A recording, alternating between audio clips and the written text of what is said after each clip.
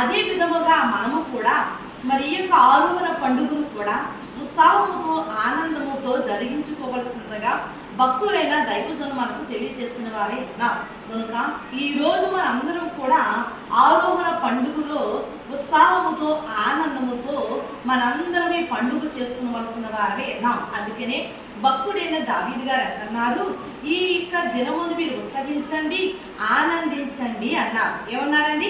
ఉత్సహించండి ఆనందించండి అన్నారు దావీదు మహారాజు గారు. అలాగే దైవజనులు దేవదాసయ్య గారు కూడా ఈ ఆరోహణ పండుగను ఎలా చేసుకోమన్నారు? ఉత్సాహముతో ఆనందంతో చేసుకోమన్నారు. కనుక దేవుని పాదాల దగ్గరికి వచ్చిన వారలారా మనందరికీ కూడా ఏముండాలి? ఈ రోజు ఉత్సాహము ఏముండాలి? ఉత్సాహం ఉండాలి, ఆనందం ఉండాలి, సంతోషం ఉండాలి. ఇంకా ఈ ఆరోహణ పండుగను ఆనందముతో ఉత్సాహముతో సంతోషముతో జరిగించుకోవడానికి దేవుని పాదాల ఎదురు మనందరినీ తోడుకొచ్చిన దేవాది దేవునికి మనందరూ కూడా కృతజ్ఞత స్తుతులు స్తోత్రాలు చెల్లిస్తూ ఈ యొక్క వాక్యాన్ని బట్టి మనం చూస్తున్నట్లయితే యేసు క్రీస్తు ప్రభువు యొక్క ఆరోహణ చరిత్ర మనము 3 భాగములుగా వివరించుకున్నట్లయితే మనం చూస్తే మొదటిగా మనం చూస్తే ఆరోహణ ముందు జరిగే చరిత్ర, అలాగనే ఆరోహణ జరిగించే ఆరోహణ దిన ముందు జరిగే చరిత్ర, తర్వాత ఆరోహణ తర్వాత జరిగే చరిత్ర. ఈ 3 కూడా ఒక కథగా మనం వాక్య గ్రంథంలో చూడబోతూ ఉన్నాం.